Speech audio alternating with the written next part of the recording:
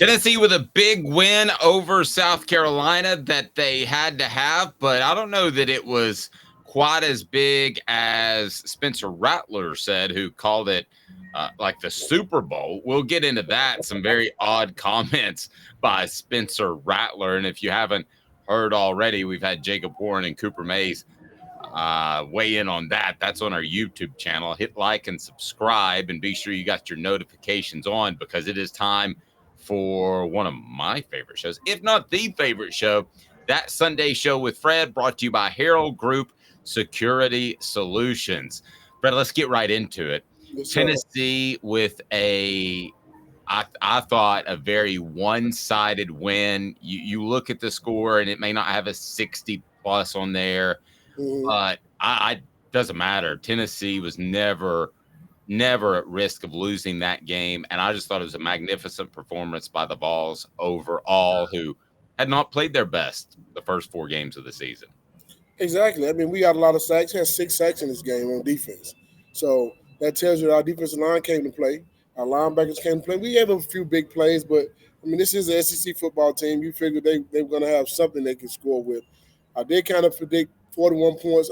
I felt like we would score 40 points on those guys. And I didn't know if they would score 17 was my score, 41-17, but did you go 41-17? You went 41-17? I did. I went 41-17. I thought that would be the score. And it was 41-20. That's pretty strong. Yeah. Don't slide that in as an attaboy. You need to come out and just say that. That's I mean, kudos to that. It was the number that I threw out. I just felt like I thought we would get back to scoring 40 points. I didn't think they could stop our running game. I felt like our defense was better than what it was last season. And then they were playing in our stadium. I thought if we had played in our stadium against them last year, it would have been a better football game as well. Our crowd was great. And those things are things that build your momentum going throughout the season. And then we got, some good play from our running backs. The 3-headed monster, they did their job again. And I feel like, I know people are going to say, well, Joe missed this pass and Joe missed that pass. But he had some good ones too. He did. He did throw a couple interceptions, but I don't know if they were bad passes. I thought one was a really bad read, but we'll get into that. I thought Joe, even though with the 2 interceptions, looked more comfortable, and I think that's because of Cooper Mays, and I want to get to that. But I'll remind you that Sunday Show with Fred is brought to you by Harrell Group Security Solutions. Harrell Group Security Solutions, they want to make your kids safer at school, and they can do that, especially if they're at a private school. We're talking about trained individuals, security at its finest. They protect CEOs and more so they can protect your kid at your school. We've all heard of the tragedies. We're going into the public schools soon. We believe that. Go to HarrellGRP.com, HarrellGRP.com. That Sunday Show with Fred brought to you by Harrell Group Security Solutions. Before we get to the bizarre Spencer Rattler comments, I just thought Joe Milton looked more comfortable. And the only difference I saw out there was Cooper Mays. And you had a quarterback going out. It's not the exact same situation, but with T. Martin going out there, and he had that rock with Spencer Riley at center. And I just think that made all the difference in the world, having Cooper out there, Fred. And Tennessee was already a good running team. I just thought he brought a semblance of order and accountability. I think so, too. Also, leadership. Being a senior guy on the team, leadership. He brought that, and he also understands what they need and when they need it, to make the right calls when they need those calls made up front as well, and then just doing his job. I think that you watch a quarterback and a center exchange, people take that for granted. You got to have a really good quarterback center exchange. You got to have a really good relationship with your center. I played quarterback in high school, and we were in the option. And my center, Bart Beasley, we still have a great relationship just because we've spent the most time with each other, throughout the year, whether it be taking snaps or we're just having conversations trying to figure out, hey, this is what I saw. What do you see? You know what I mean? Because the quarterback is calling protection at the line of scrimmage. And your lineman is also looking and say, okay, hey, man, I got this guy. This is our center guy. This is 53. This is our linebacker. This middle. Those type of things. He helps with those calls as well. So those things you don't want to be miscuing on those. And I think the last few weeks, they didn't have that continuity going on with him and the other offensive line, him and the other center. Just having Cooper Mays back changes that a little bit. But I will say it's not all bad that we had, he was out. We did build a little bit of depth behind it. Now we know what we have there. And with this team, you look at our history the last 10 years, some of those things we didn't have a lot of depth. So I think building that depth helps us going on throughout the season. Fred, again, we'll get to the Spencer Rattler comments, but there was some gamesmanship being played by Josh Heupel at first. He said Cooper was only going to be out for 2 weeks, and then he said Cooper could be ready this week, and Cooper dressed when I think there were times that he wasn't going to play. I think that was gamesmanship, and along the lines, I think some fans said if you dress, you should play. It's not that simple. Cooper, in my mind, is one of the toughest players on this football team, one of the toughest players that I've covered.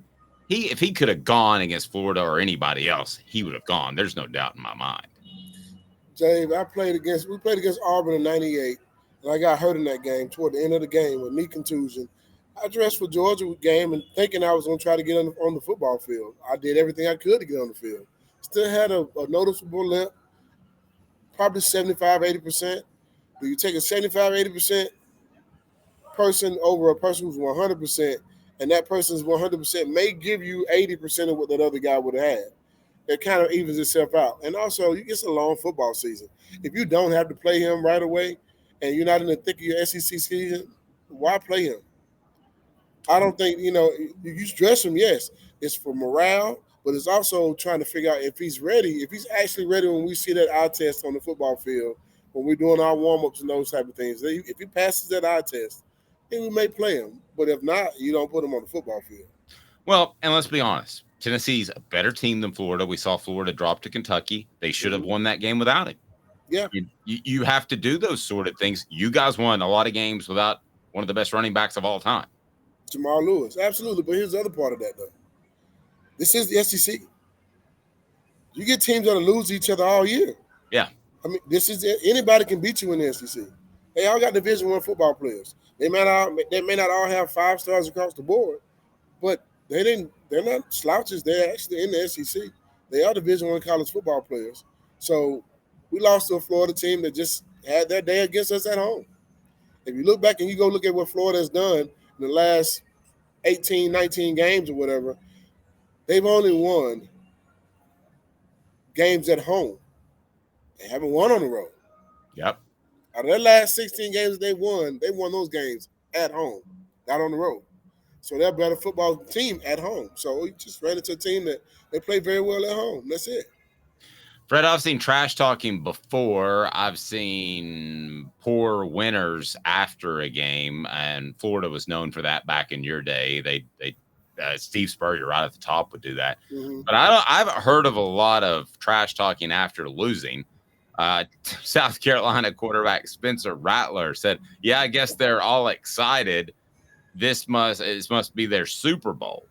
No, Tennessee doesn't view South Carolina as a Super Bowl. And by the way, that was South Carolina's Super Bowl beating Tennessee last year.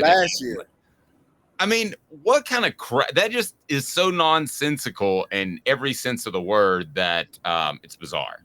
It just tells me that some people don't need a microphone in their face. How about that? I mean, we expect to beat South Carolina. There's not a fan that will tell you, "Oh, well, we got to beat South Carolina." No, we expect to beat you. We expect to beat you every year.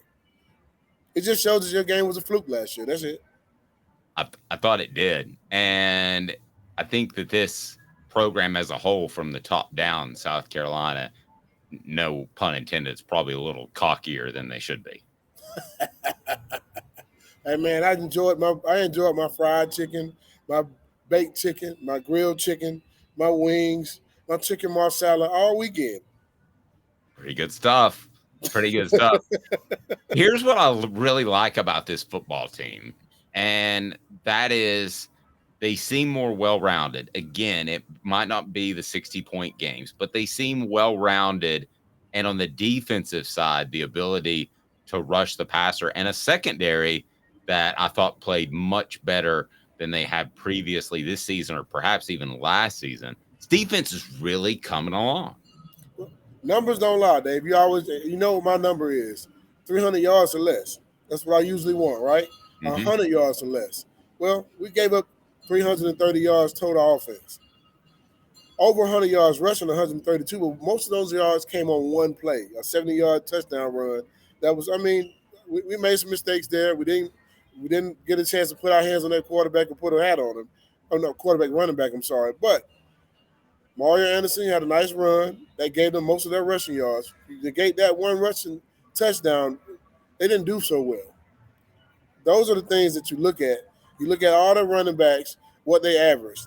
Well, they averaged less than 3 yards a carry outside of that one long touchdown run. Now, when it comes to our secondary, man, we only gave up 189 yards, 169 yards to the guy who's talking about it's our Super Bowl. Hey, man, you don't if you had 169 yards and an interception and no touchdowns in the game, you might want to shut up. Yeah, you might just want to be quiet. Yeah, and I know you're going to a comedy show. That Sunday was Sunday show with Fred, brought to you by Harrell Group Security Solutions. So I got a South Carolina joke for you. Ready for that? Mm-hmm. Okay, I'll remind you that Harrell Group Security Solutions can make your children safer. That's right. They're working with private schools now. Highly trained. You're so excited about this joke. Highly trained security individuals. They're working with private schools, public schools as well. We're going to get them there. Go to your school administrators and say, Harrell Group Security Solutions. Talk to them.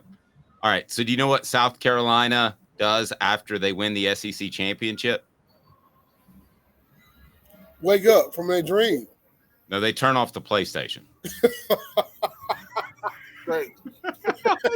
That's even better. That was pretty good. Did you like that? I like it. That's even better. Fred, I wrote a column about how, and I've written this before, I think there's a glass ceiling at some programs. South Carolina is one of those. Tennessee doesn't have a glass ceiling. They can win as many championships, I believe, as any other program with the right people in place.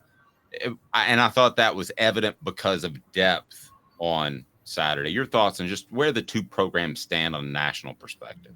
I think Tennessee stands on a higher scale because, I mean, we have been to the mountaintop. We haven't won a championship. We actually won some SEC championships. We played in multiple SEC championship games as well. South Carolina's played in one.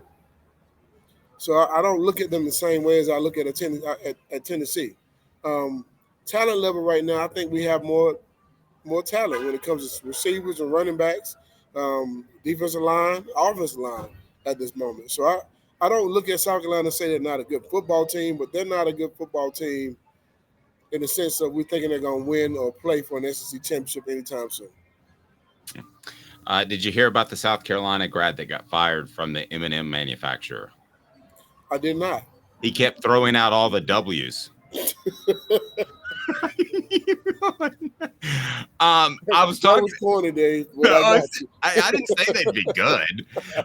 I'm watching Joe Milton, and I talked to Cooper earlier on the Vol Report, brought to you by City Heating and Air Conditioning. And I'm telling you what, Cooper said he feels like this offense is just scratching the surface. And he went back to when Hendon Hooker was a starter back in 2021, that it takes time to work things out. And now they're just doing that with Joe Milton. So I know I just said that you might not see the 60s, but they're probably going to happen at some point.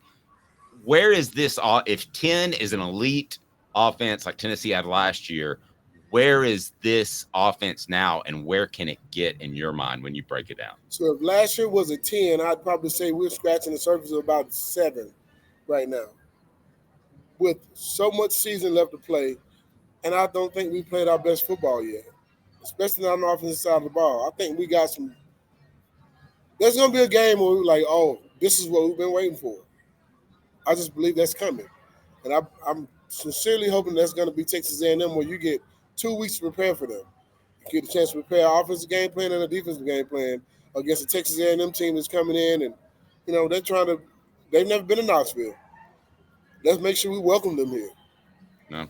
Make sure they understand who we are and what our fan base is like, how loud we can be. Yeah, they have 100,000 fans, but I don't think they can get as loud as we can.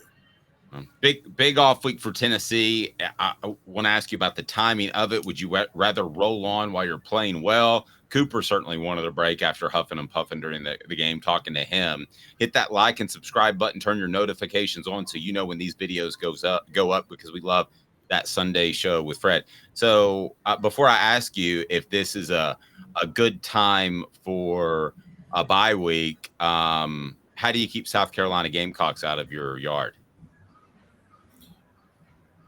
I mean, you ready? Let's go to the grocery store. I'll just get to the stupid punchline. You put up goalposts. What about a goal line? Or a goal line. Yeah. You put in end zones. That's what you do. Is this a good time for an off week, or if you're a player, would you rather roll now that it seems to all be coming together? I think this is a good time because you're getting ready to hit the meat of your schedule right now. You got Texas A&M, then you got Alabama, then you got Missouri and those teams right down the line. I think this is a good time for it because you're getting ready to hit the bulk. Get everyone healthy, make sure they're ready. So you got Texas A&M, Alabama, Kentucky, right behind each other. Those are three good football teams. 3 good football teams: 4-1 Texas A&M, 4-1 Alabama, and 5-0 Kentucky. Yeah. I'm sure you have seen some bad injuries in your day. Mm-hmm. I thought Tennessee's maturity showed when Brew McCoy, who I'm sure you know this, but is beloved, he came to Tennessee, and you're kind of wondering if he's a malcontent because there were some issues at Southern Cal. He transferred to Texas and back to Southern Cal. But everybody talks about him like he is an incredible teammate. You see a guy like that go down, and Tennessee has announced that he's out for the year with a dislocated / broken ankle. It's just heartbreaking. How tough is it when you're on the field, especially when it's somebody you like, to put yourself together and continue to play a football game? I hate to see that happen for him. I hate to see something like that happen to any kid. And he was a good kid. He's definitely a good football player, good talent. And I hate to see a player go down at any time. But that guy deserved to be health-free, injury-free all season. I've been looking for big things from him all season. Been our backbone when it comes to receivers, as far as catching the ball, as far as toughness. He's that guy. He got that we all looked and said, okay, this is our toughest guy on the football field at wide receiver. We're gonna miss him. Yeah. I wish that kid a speedy recovery. He's a receiver one, and I you know what this means. Obviously, that's the type of, not the first receiver you throw to, but a type that dictates coverage. How important is it to find another guy? Because Tennessee was able to do that when Tillman was in and out, got hurt last year with Brew. But I don't know that I see another guy that scares you enough that could affect your coverage and open up things for Tennessee's other receiver. Do they have that guy? I mean, you're going to have that guy. Someone's going to have to step up, whether it be a tight end or whether it be a receiver or a running back. Someone's going to have to step up. When you lose anyone, you have to step up. Everyone has to step their game up. Offensive line, Joe has to step his game up as well. I mean, you lost the guy who's a starter. So, yeah, whoever the next guy is need to come in and take care of business. I don't know how they're going to look going forward next week because we did lose him. Do we change anything? Is there more tight end sets? I don't know. But I'm looking forward to seeing what we cook up for Texas A&M. Okay, I know you're going to a comedy show that Sunday with Sunday Show with Fred, brought to you by Harrell Group Security Solutions, leadership, experience, specialization. They will make your children safer. They can do that. HarrellGRP.com. Working with private schools now, public schools. Also, Sunday only, the Big Orange Crunch Bar, which has the Delta 9 in it, is half off. Use the promo code HOOK to get a 10% discount on the other products, but you can go with the Big Orange Crunch on the Sunday after a Tennessee win, get 50% off. And that's easy to find. HempHouseChat.com. It's right below Hemp House Chat with 2 T's.com. So I'll leave you with this. Fred, what do you call a South Carolina football player with a championship ring? A laugh. A thief. Because he stole it. There you go. I'm going to laugh when he says he has one. Enjoy the show. If you'd rather just continue this and me tell jokes, we can do that. Or you can go to the comedy show you got planned. No, I think I paid a guy to do his job, so I'm going to go check him out. That's right. Fred White, we certainly appreciate it. We have some autographed copies of Celebrate 98, the Untold Stories Behind Tennessee's 1998 Tennessee National Championship. And you can click on that and find that below. We've got a few autographed Fred White copies, and I can't thank you enough. Last thing, though, I got to ask you, it was a special weekend. I know you guys are going to do your own thing as the 25th anniversary is here, but you also were recognized during the game. It looked like there was at least 50 players, I'm guessing. I'm sure it was a special weekend. How did it feel? It felt amazing. But the thing is that even though it's been 25 years, we still talk to each other every day. We still talk in some capacity. We all talk to each other. So just because we don't see each other, don't mean we Facebook and Instagram and social media has helped it transcend those type of things. So we're good, but we had a good time being out there and watching our team win. Glad we won, and that blackout was amazing as well. Just having that camaraderie again and just seeing everyone. It was a special weekend. Yeah, we'll post pics and we'll talk about it again because we got some more celebrating to go.